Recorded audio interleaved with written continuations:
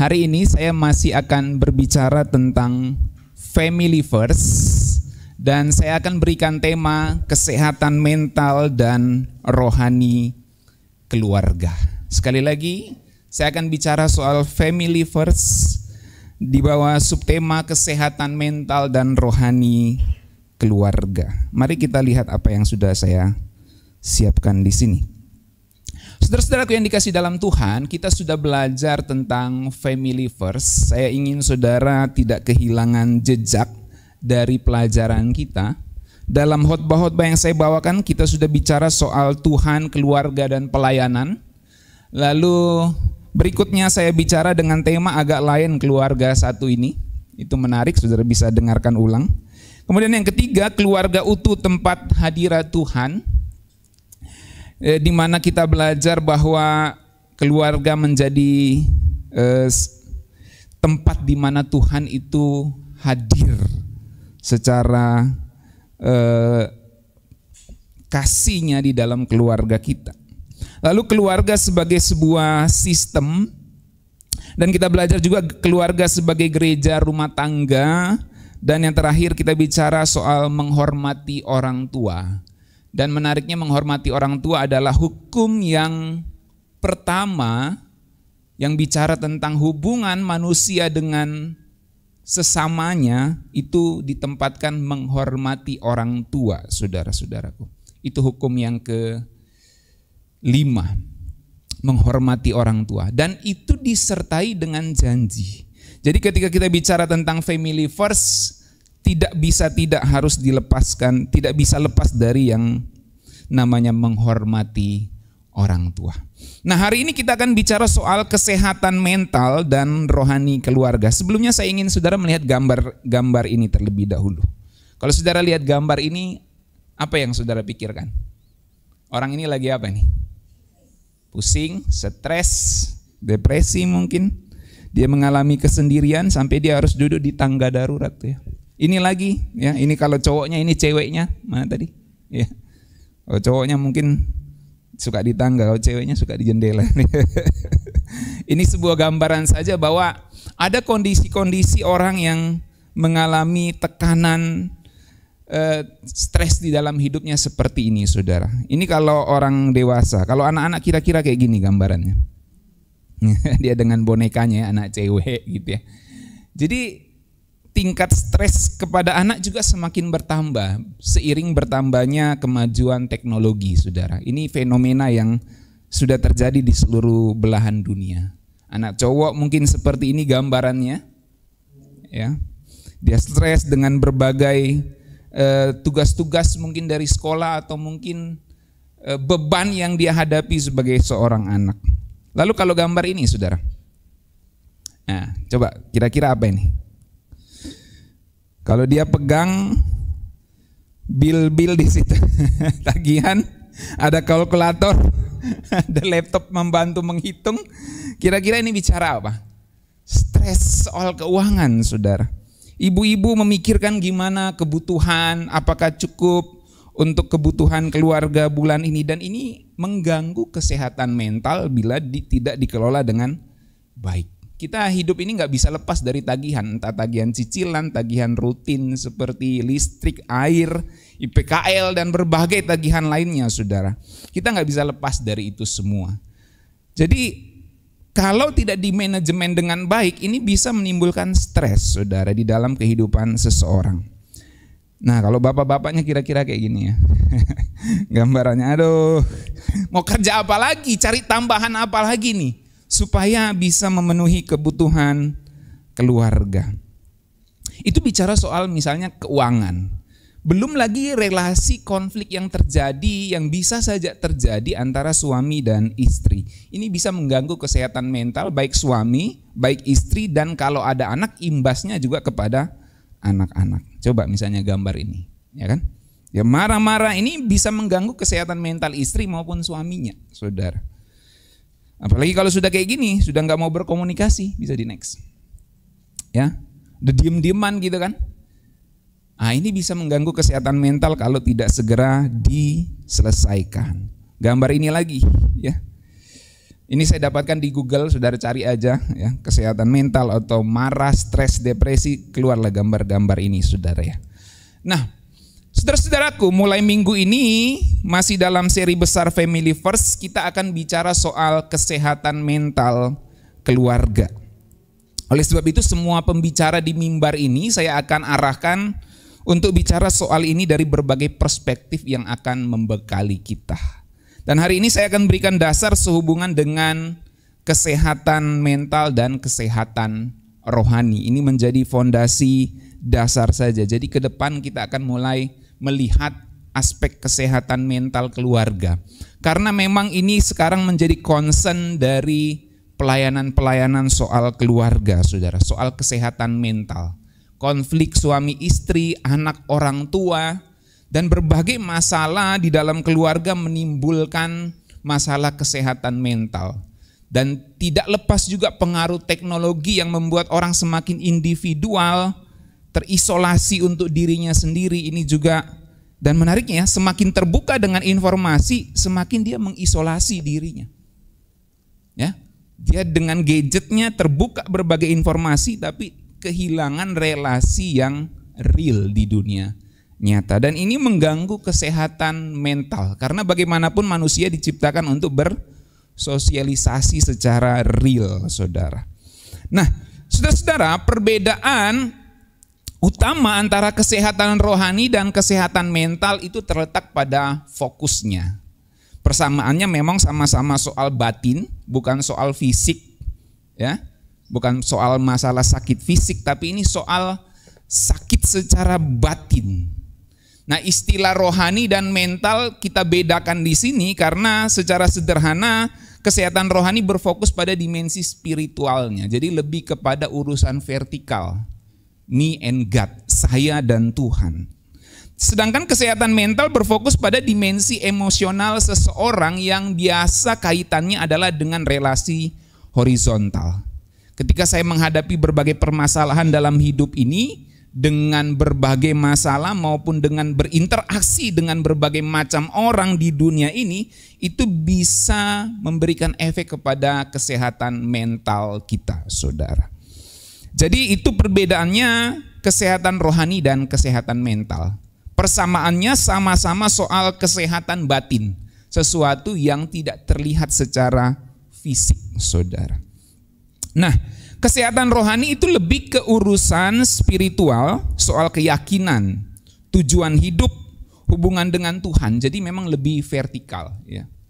Sedangkan kesehatan mental itu lebih ke urusan emosi, pikiran, tingkah laku kita sehari-hari yang terekspresi dari emosi itu. Dan ini ngurusin soal stres, manajemen stres, tingkat kecemasan seseorang itu beda-beda, ya. Lalu cara kita berelasi, kontak, berhubungan, connect dengan orang lain, dan juga kemampuan beradaptasi. Ini bicara soal kesehatan mental, saudara. Ada orang-orang yang begitu susah beradaptasi di lingkungan yang baru, tapi ada orang yang begitu mudah beradaptasi. Dan kesehatan mental juga bicara memang gangguan mental dalam arti gangguan jiwa kalau memang ada. Nah, itu lebih ke arah horizontal intinya, saudara ya. Kenapa orang bisa terganggu jiwanya? Ya selain aspek spiritual, kita bicara juga aspek mentalnya. Itu karena relasi yang tidak bagus. Dan relasi yang tidak bagus tidak bisa tidak dimulai dari keluarga. Betul atau benar? Betul, saudara, karena itu tempat kita pertama belajar bersosialisasi. Jadi kalau ada seorang yang terganggu kesehatan mentalnya, berarti keluarga memang menjadi tempat pertama kita harus cek segala sesuatunya. Kesehatan rohani mencakup aspek-aspek seperti iman, pengabdian, kepercayaan, makna hidup. Itu hubungan dengan Tuhan. Kesehatan mental mencakup aspek-aspek seperti kecemasan, depresi, stres, ketahanan secara emosional, dan kemampuan untuk menghadapi tantangan kehidupan. Jadi bukan cuma soal ketahanan pangan. Kalau ketahanan pangan itu fisik. Tapi ini ketahanan emosional, saudara. Bagaimana seseorang bisa bertahan menghadapi segala stres, bagaimana seseorang bisa memanajemen segala tekanan, beban di dalam hidupnya, itu akan sangat berpengaruh pada kesehatan mentalnya. Dan bagaimana terutama seorang anak bisa memiliki ketahanan emosional, maka itu dimulai bukan dari sekolah, bukan dari sekolah minggu, bukan dari gereja, tapi dimulai di dalam family. Makanya family itu selalu menjadi yang first setelah God, setelah Tuhan, saudaraku. Family first. Dan kesehatan mental itu semuanya bagi seorang anak dipelajari di dalam keluarganya. Dan setelah itu dia bisa mengembangkannya lewat lingkungan yang lebih besar.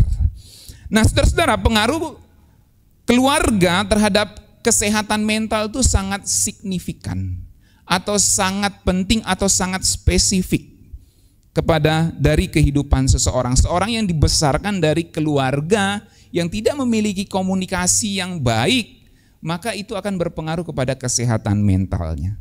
Tapi keluarga yang dibesarkan dengan rasa humor yang pas, dengan kesedihan yang tepat pada waktunya, kelucuan yang tepat pada waktunya, dia akan jauh lebih cerdas secara emosional. Kapan dia harus mengekspresikan kesedihan, kapan dia harus menanggapi segala sesuatu dengan humor, kapan dia harus menanggapi segala sesuatu dengan serius. Itu berhubungan semua dengan kesehatan mental, kecerdasan emosional seseorang. Nah, saudara-saudaraku yang dikasihi Tuhan, ada beberapa hal di sini saya berikan pengantar saja pada hari ini yang merupakan hal-hal yang spesifik bagi kesehatan mental seorang anggota keluarga, entah itu orang tua, entah itu anak. Yang pertama, dukungan emosional. Ini berlaku untuk anak maupun orang tua. Kalau anak-anak tidak mendukung secara emosional kepada orang tuanya, itu berpengaruh juga. Demikian terutama ketika orang tua tidak mendukung secara emosional kepada anak-anaknya. Itu mempengaruhi kesehatan mental setiap anggota keluarga.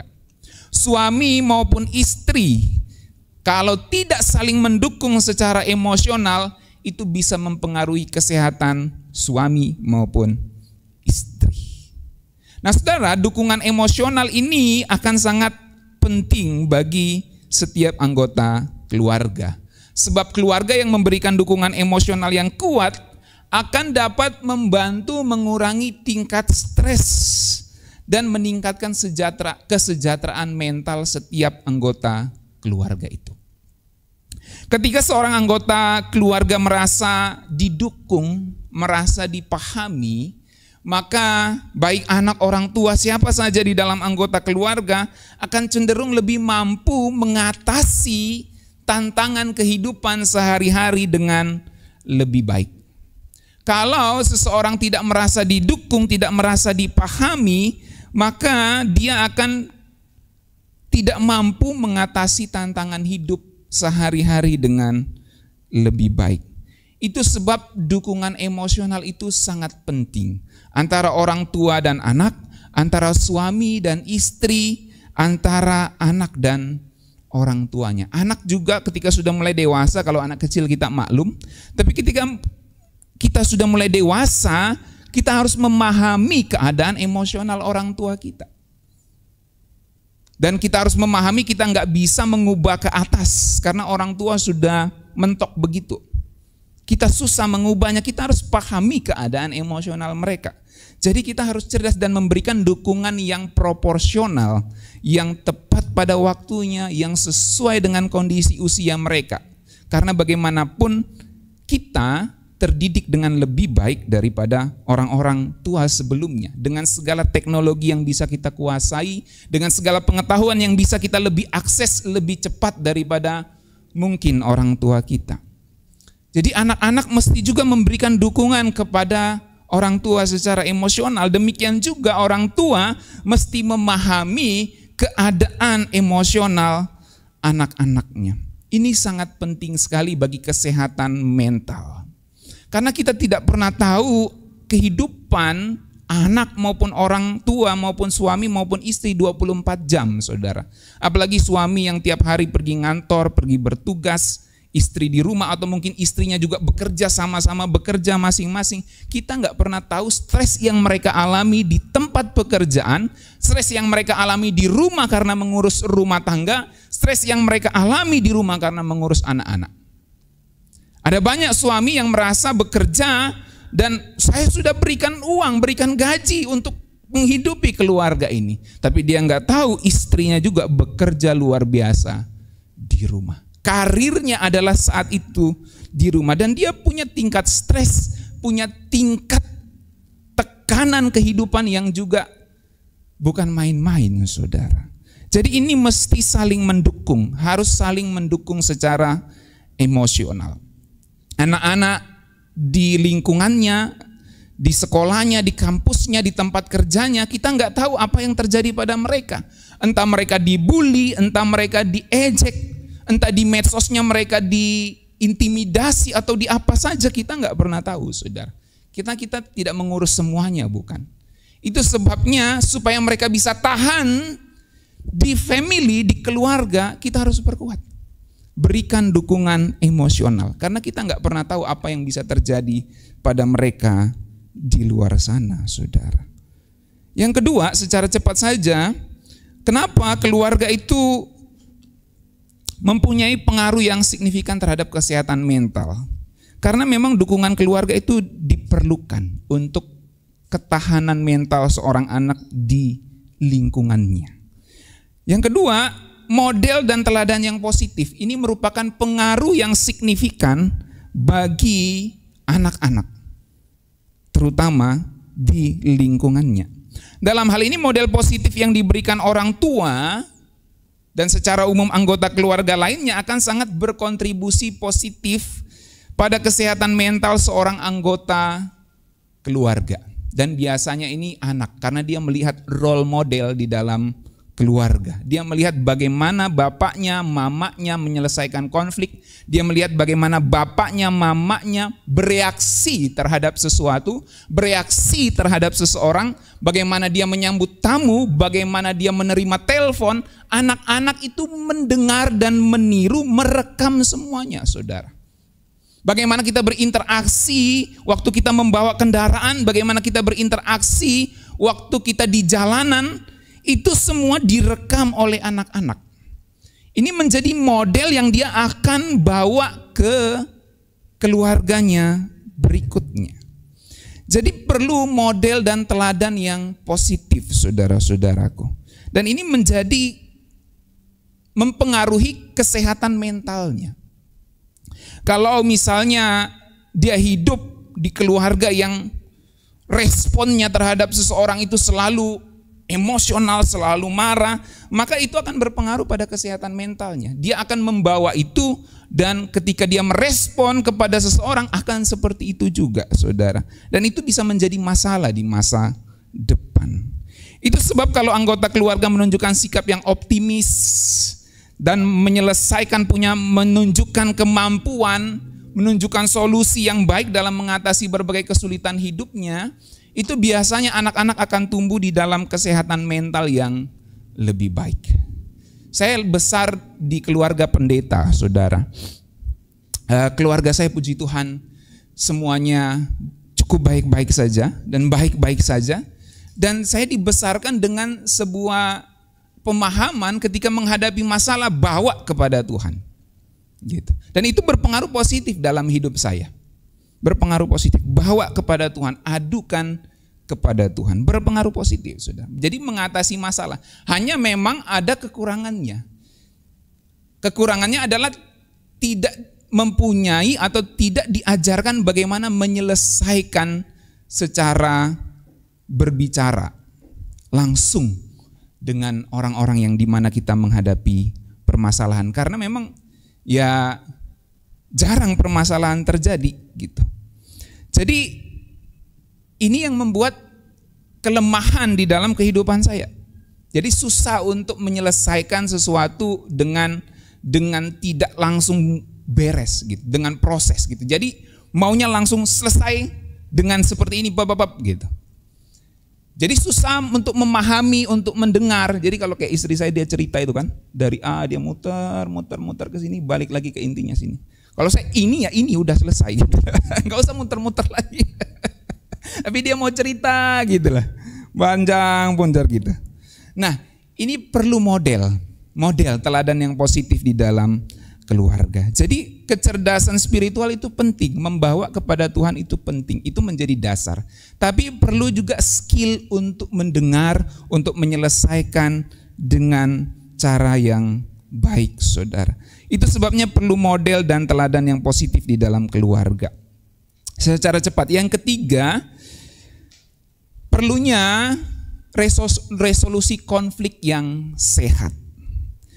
Kita tahu konflik itu tidak lepas dari keluarga kita masing-masing. Setiap keluarga pasti punya konfliknya masing-masing, saudara. Tapi cara keluarga menangani konflik itu dapat berdampak pada kesehatan mental anggotanya, baik suami, istri maupun anak. Jadi harus ada resolusi konflik yang sehat, saudara. Resolusi konflik yang sehat itu diselesaikan dengan cara berbicara secara terbuka. Nah, ini masalahnya. Karena banyak orang itu memendam, terutama pria, saudara, yang memendam dan dia tanggung sendiri. Nah ini, jadi dia susah ngomong sama istrinya, susah ngomong sama lawan jenisnya, apalagi ada rasa superioritas seorang pria gitu kan. Jadi kalau pria itu sepertinya bercerita, kelemahannya itu dia rasa lemah gitu. Nah, perlu berbicara secara terbuka itu penting, saudara. Makanya banyak orang yang rohani, ya udah saya dengan Tuhan saja. Itu penting memang, saya dengan Tuhan. Tapi masalahnya kita akan berinteraksi dengan orang lain. Dan Tuhan mau pakai orang lain untuk memproses kita belajar lebih dewasa. Nah, disinilah diperlukan resolusi konflik untuk mengatasi dengan cara yang baik, yaitu berbicara secara terbuka, mencari solusi yang adil, dan yang terpenting adalah saling memaafkan. Ini penting sekali. Kalau suami istri bertengkar ya harus saling memaafkan. Orang tua dan anak bertengkar harus saling memaafkan. Dan ini akan membantu sekali di dalam mengurangi stres dan membantu berdampak positif pada kesehatan mental kita. Saudara-saudaraku, tidak banyak ayat pada hari ini, saya akan memberikan satu ayat, tapi sebelumnya saya mau kasih tahu seperti ini. Salah satu yang membuat masalah mental itu adalah rasa isolasi. Ini penting sekali untuk kita pahami. Banyak orang mengalami kesehatan mental itu karena dia merasa terisolasi. Saudara tahu waktu zaman-zaman COVID, ya, ada banyak orang mengatakan kenapa banyak orang mati bukan karena memang virusnya memang berbahaya, itu kita akui, tetapi karena tingkat isolasinya itu, saudara. Orang diisolasi membuat dia tidak bisa komunikasi dengan orang-orang di luar. Dan itu pengaruh pada kesehatan mentalnya. Biasa dia free, biasa dia bebas, tiba-tiba harus diisolasi. Apalagi kalau sudah terkena positif. Dan isolasinya itu bukan di rumah. Isolasinya memang rumah sakit gitu. Itu mempengaruhi kesehatan mentalnya dan otomatis akan berpengaruh kepada imunnya. Jadi salah satu yang membuat masalah mental itu adalah rasa isolasi. Seorang yang merasa terisolasi, dia nggak bisa berkomunikasi dengan orang terdekatnya. Jangankan berkomunikasi dengan teman, dengan orang terdekat, keluarga saja dia susah. Dan dia ngerasa terisolasi. Ini berpotensi mengalami gangguan kesehatan mental.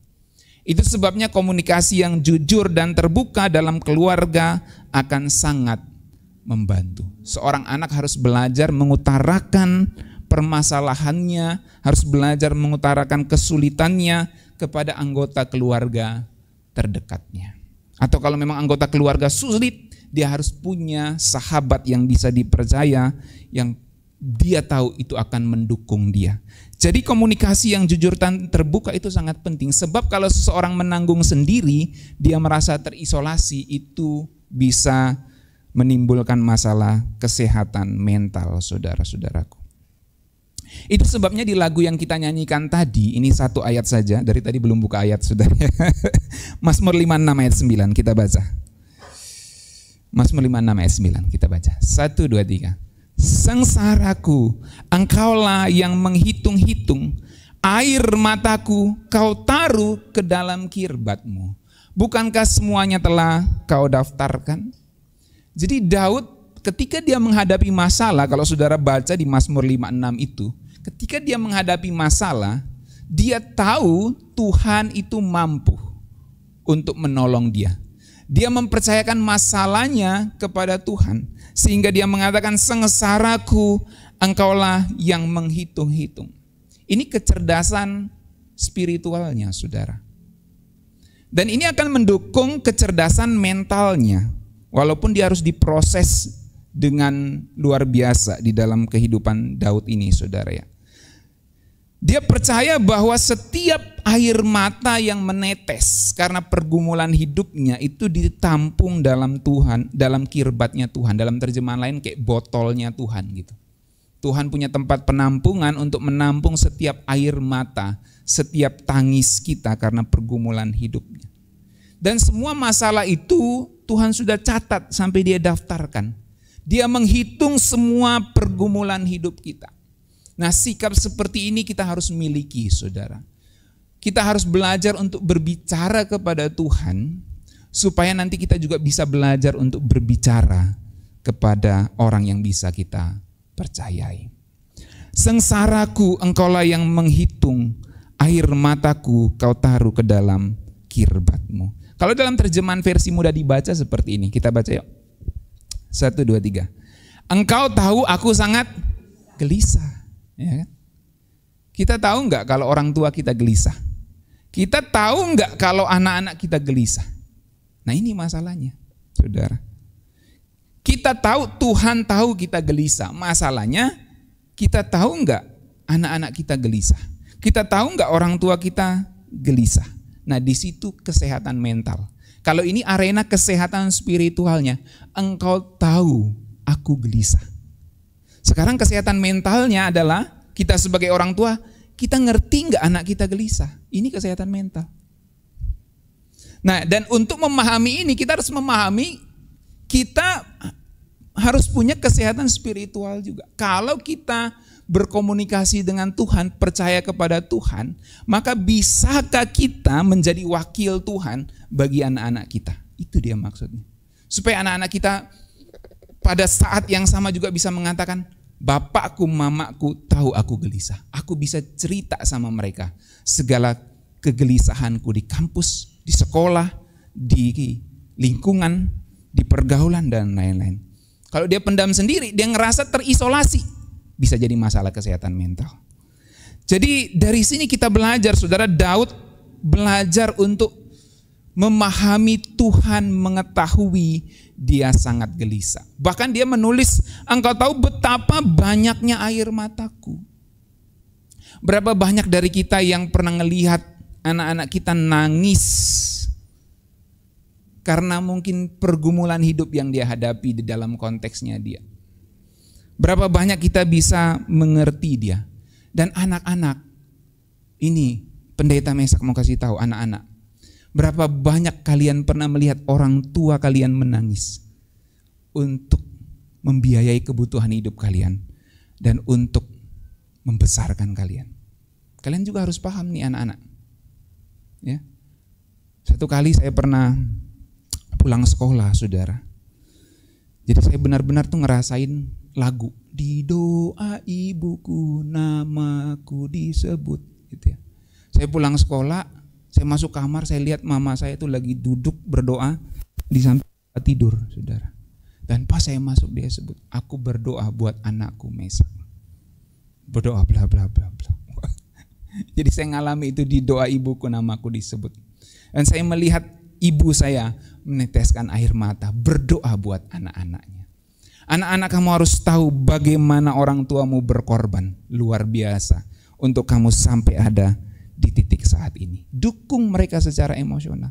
Dan orang tua kita juga harus memahami, mungkin saja anak-anak kita menangis tanpa kita ketahui di permasalahan hidup mereka.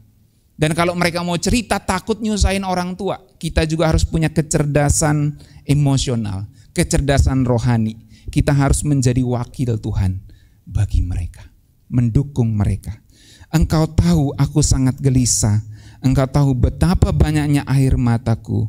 Pasti engkau telah menghitung air mataku semuanya. Jadi Intinya adalah kita harus saling mendukung, saudara. Berapa banyak istri atau suami yang pernah engkau lihat suamimu, istrimu meneteskan air mata berdoa dalam pergumulan hidupnya. Kadang-kadang bapak-bapak itu tidak mau memperlihatkan dia menangis. Ibu-ibu juga mungkin. Kita nggak pernah tahu suami kita nangis di mobil, kita nggak pernah tahu istri kita nangis di rumah, kita nggak pernah tahu anak-anak kita nangis di tempat kosnya. Siapa yang mendampingi mereka saat itu? Itu sebabnya kita harus mengerti soal kesehatan mental ini, saudaraku. Kita harus belajar membangun fondasi kesehatan spiritual, belajar untuk ngomong sama Tuhan, tapi kita juga harus belajar memberikan dukungan secara emosional bagi setiap anggota keluarga kita. Amin, saudara-saudaraku. Engkau telah melihat betapa gelisah hatiku, engkau mengumpulkan semua air mataku di dalam botolmu. Itu terjemahan firman Allah yang hidup. Jadi seolah-olah Tuhan punya kirbat, punya botol untuk tampung air mata kita. Dan semua kegelisahan kita, baik anak-anak, orang tua, suami, istri, itu dicatat dalam daftar Tuhan. Sehingga kita bisa ngomong seperti lagu itu. Sengsaraku, engkau yang menghitung, air mataku kau tampung dalam kirbatmu. Sekarang itu lagu kita kepada Tuhan. Sekarang Tuhan dari surga ngomong, maukah engkau menjadi alatku untuk orang-orang menampung air matanya? Maukah engkau menjadi alatku untuk orang-orang bisa kau hitung sengsaranya, dalam arti engkau pedulikan dia. Pedulikan orang tuamu, pedulikan anak-anakmu, pedulikan suamimu, pedulikan istrimu. Saudara bisa pahami ini? Kesehatan spiritual dan kesehatan mental. Saudara-saudaraku, terlepas dari berbagai kesalahannya, Daud memiliki kesehatan rohani yang baik. Kalau saudara baca Mazmur itu banyak, bahkan sampai doa supaya musuhnya itu dibinasakan oleh Tuhan. Itu kejujuran. Kejujuran, emosi kejujuran, saudara. Makanya biarlah mereka mati gitu dan lain-lain gitu. Itu ada itu dalam doa Daud, dalam Mazmur-Mazmurnya. Bukan Daud dendam, bukan. Ini bukan soal dendam, tapi kejujuran emosi yang diutarakan di dalam sebuah lagu. Karena Mazmur itu kan lagu. Dan kita harus belajar punya kecerdasan ini. Memang kita jangan ngomong sama orang yang kiranya engkau mati, nah itu nggak boleh. Tapi kita bisa ngadu sama Tuhan gitu. Itu sebuah kejujuran emosional gitu. Nah kalau sama orang yang kita percayai kita ngomong, saya berharap dia ini gitu. Itu nggak apa-apa, itu kejujuran emosional dalam konteks seperti itu nggak masalah. Tapi jangan langsung ngomong sama orangnya. Disitulah dibutuhkan dukungan, support, saudara. Kita belajar menjadi pendengar yang baik bagi anggota keluarga kita. Jadi terlepas dari berbagai kesalahannya, Daud kalau saudara baca kitab Mazmur itu memiliki kesehatan rohani yang sangat baik. Dia belajar untuk mengutarakan keadaan emosionalnya di dalam lagu-lagunya. Ia mempercayai Tuhan dan dia mengadu kepada Tuhan. Semua bilang mengadu. Nah ini penting saudara. Kalau kita sudah tahu Tuhan itu Bapa kita yang baik, maka kita mengadu kepada dia. Memang masalahnya adalah Tuhan gak kelihatan. Itu sebab Tuhan mau kita menjadi alat untuk menjadi tempat pengaduan. Disitulah peranan seorang konselor, disitulah peranan seorang bapak rumah tangga, seorang ibu rumah tangga, seorang anak, seorang kakak bagi adik-adiknya, dan lain sebagainya. Jadi kita perlu tempat mengadu yang tepat. Jangan juga mengadu ke orang yang ember, nanti semua masalah kita diketahui seluruh dunia, saudara. Jadi perlu tempat pengaduan. Nah di sini baik pemuda, pemudi, anak-anak, istri, suami perlu tempat pengaduan yang tepat. Tuhan pasti tempat pengaduan yang paling tepat, tapi Tuhan juga mau pakai orang untuk menjadi tempat pengaduan. Sekarang pertanyaan, maukah kita menjadi tempat pengaduan? Yang terpenting dalam kesehatan mental adalah kita tidak boleh terisolasi. Semua bilang, kita tidak boleh terisolasi. Jadi harus ada teman, saudara. Harus ada teman untuk bisa kita percayai. Dan biasanya kalau konteks gereja semuanya ngadu ke gembala biasanya. Ceritanya ke gembala. Jadi gembala stres juga bingung dia. Dia ngadu sama Tuhan. Karena jadi tempat pengaduan, saudara. Nah, mengadu pada Tuhan itu penting, saudara. Jadi intinya adalah kita nggak boleh terisolasi. Anak-anak muda juga kalau kalian punya masalah jangan mengisolasi dirimu. Cari orang yang bisa kau percayai. Terutama cari Tuhan itu sudah pasti penting. Tapi cari orang yang bisa kamu percayai dan tentu yang kamu tahu bisa membimbing kamu dalam kerohanian yang lebih baik. Ya, jangan justru membawa kamu ke dalam pencobaan. Nah, saudara-saudara, jadi ini penting sekali, ya, penting sekali. Jadi kesehatan mental atau kesehatan rohani maksud saya itu menjadi salah satu dasar untuk memiliki kesehatan mental yang baik. Karena prinsipnya tidak boleh terisolasi, karena kita ngadu sama Tuhan, maka Tuhan mau kita juga belajar untuk menjadi tempat pengaduan atau belajar untuk mengadu kepada sesama yang bisa kita percayai. Jadi rohani yang sehat itu penting. Semua bilang rohani yang sehat itu penting. Itu akan menolong menciptakan keluarga yang sehat secara mental. Dan tentu berbagai skill tentang keluarga itu sangat diperlukan. Cara berkomunikasi, cara berelasi itu penting, saudara. Karena kita semua bawa budaya kita masing-masing. Suami bawa budayanya, istri bawa budayanya, ketemu. Ini bertahun-tahun prosesnya sampai bisa cocok, sudah. Bahkan ada yang sampai mati belum cocok-cocok juga, karena ini proses. Jadi Tuhan mau keluarga kita diberkati, amin. Suami, istri, anak semuanya sehat mental dan rohani. Prinsip yang paling penting saat ini adalah bagaimana hubungan kesehatan mental dan kesehatan rohani adalah kita tidak boleh terisolasi.